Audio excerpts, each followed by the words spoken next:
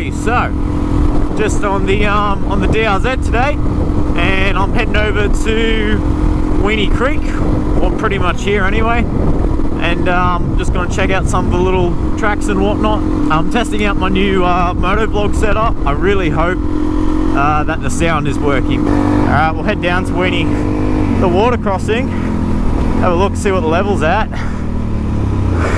It's a pretty slick surface, this, to be honest. Yeah, it is. So I'm actually planning on doing a little trip on this next week on the DRZ. I'm going to go up to Lake Lyle and camp from it. So basically do a little bit of adventure riding. And yeah, I just wanted to test out everything today. We are at the campground. What's this water crossing going to be like?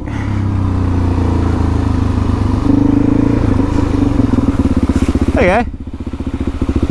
Wheeny Creek level is up a bit. I should try fishing in here actually. I've never tried it.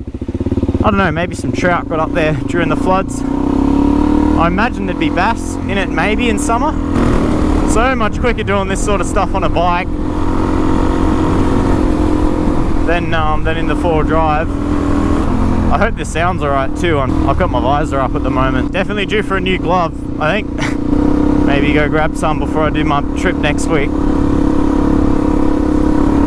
The start of Gee's Arm Trail here, which is a pretty well-known trail. 3:30.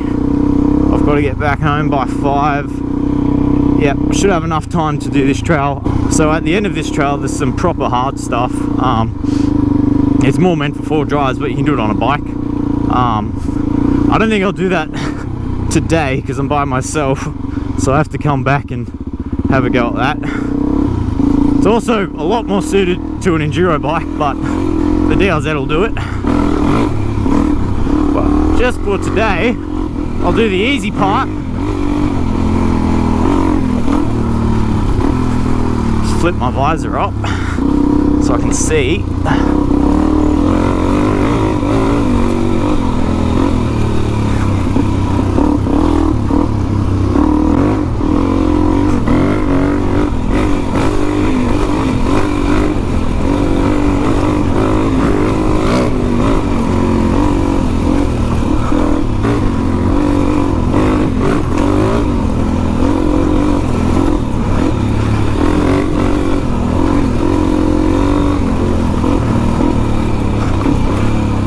Let's avoid that.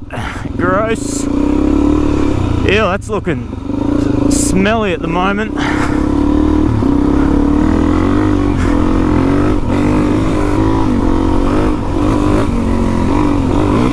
Just taking it easy. It's a fairly long trail and I'm by myself, so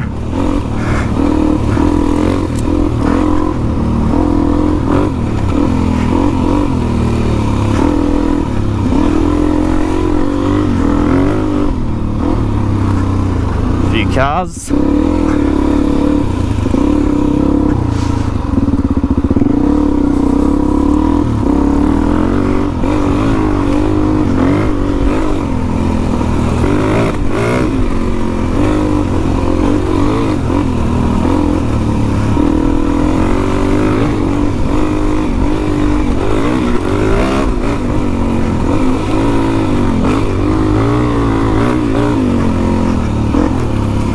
I wonder how long the average 4-wheel drive takes to do this trail, because yeah, it's so obviously so much quicker on a bike.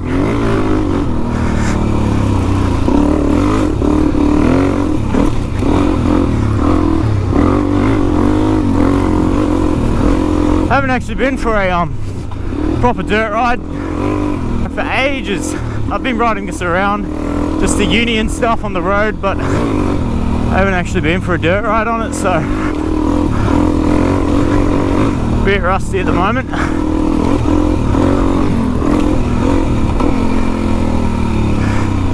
Yuck.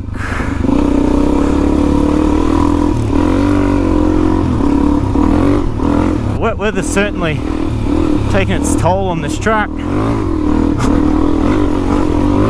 Big slide then.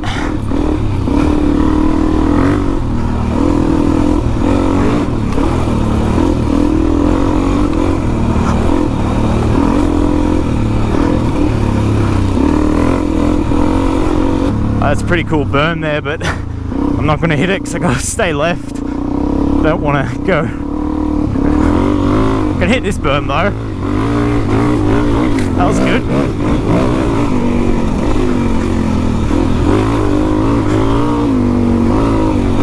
Yeah, pretty good berms through there. Just got to make sure you only hit them when you're on your left, so you don't come out the other side and run into someone's bull bar.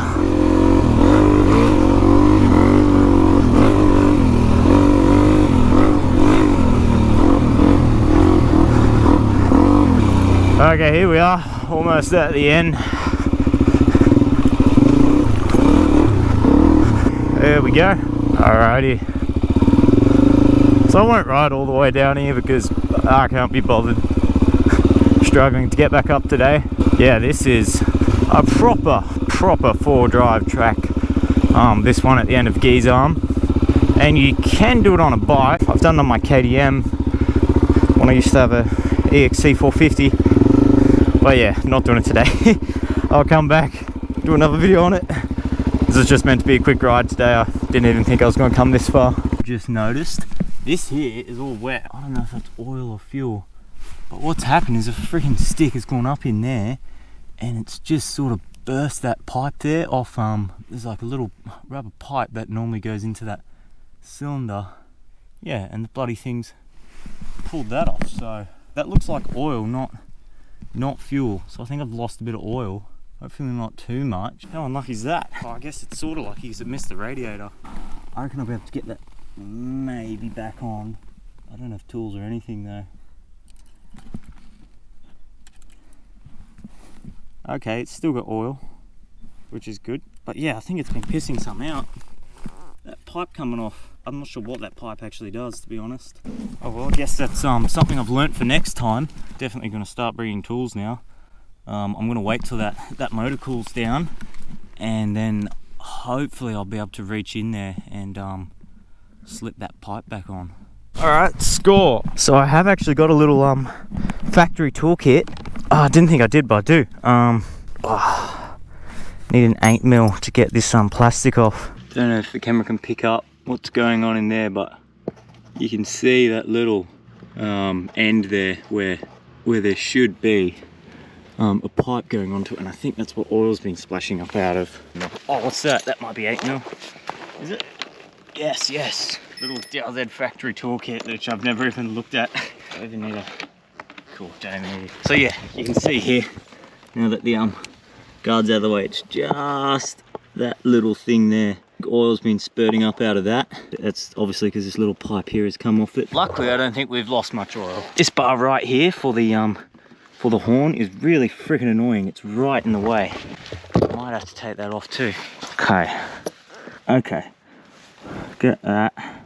Yeah. Get up. Oh yeah. Come on, get on. Yes. Get this clip on. There we go. On. Awesome.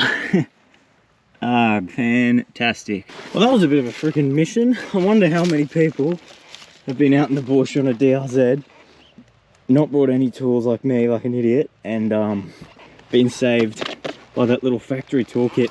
This is a little factory toolkit that saved me. These little pliers, they suck, but they got the job done. 10 and 12mm spanner, tie lever and spanner for getting your wheels off. 17 and a 14. I don't know what that's for. I assume that's like an extension for the tie lever or something.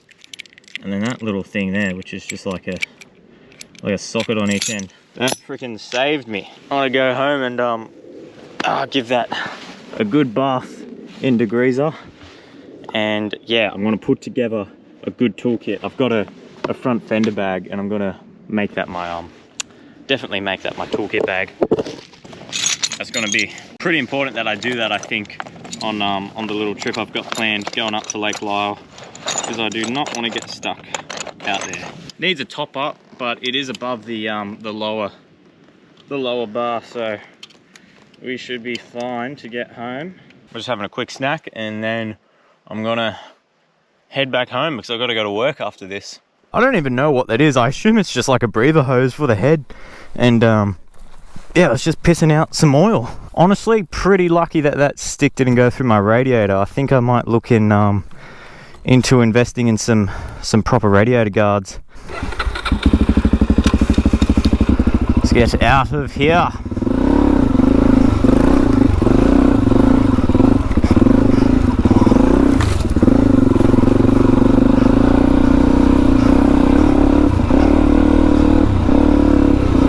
Making sure the camera's good. Nope, it's a bit crooked. Alright, let's go home.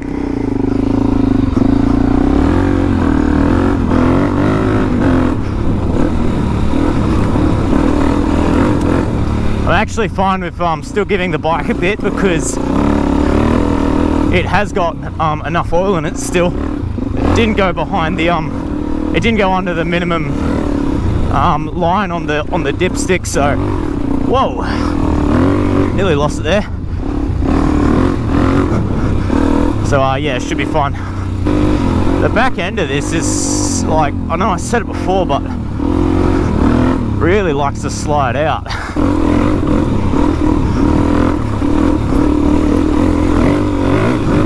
Yeah, I think I need to stiffen the front end of this up. I'll play around with the adjustments on the suspension, see how good I can get it. Like, I know you can only get it so good. It's a DRZ, but it's quite sloppy in the front. And the back just wants to slide out like all the time. Yeah, I wonder if there's much adjustment that I can do for that in the suspension.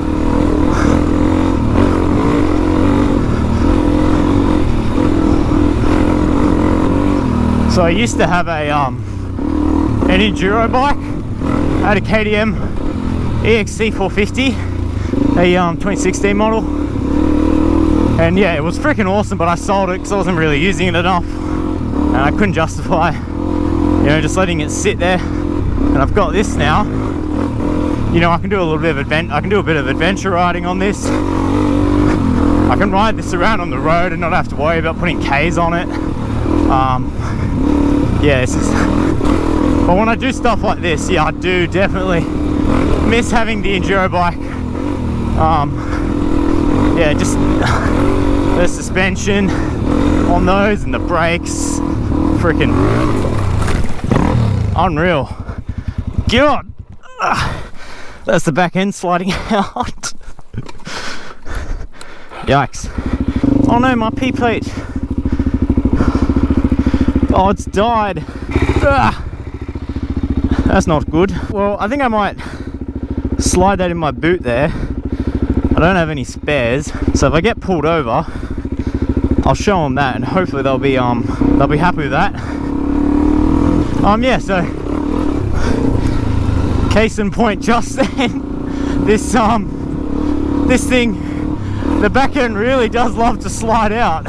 That then was still rider error, but yeah, I do want to look into seeing if I can tune the suspension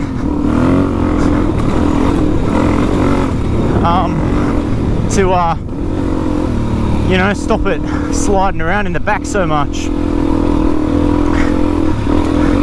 It could be in the tire as well, but it is a knobby, the tire I've got on there. It's a shit, oh no, maybe, I think it might even be like some shitty Chinese type motocross knobby. So new tires could help me out a bit there. Alright, well, that was the easy part of Gee's Arm Trail. I will, I think, come back at some point. I've got a mate who's got a WR who'll probably want to ride that. So that was a bit more of an eventful ride than I thought it would be. I was kind of only planning to come here and just see how the camera and the microphone setup worked, but ended up having to do a bush repair and having a little bit of a slide out on Gee's arm there. But anyway, heading back now. This should be the first of heaps of videos that I'm going to do on the DRZ. See you on the next one.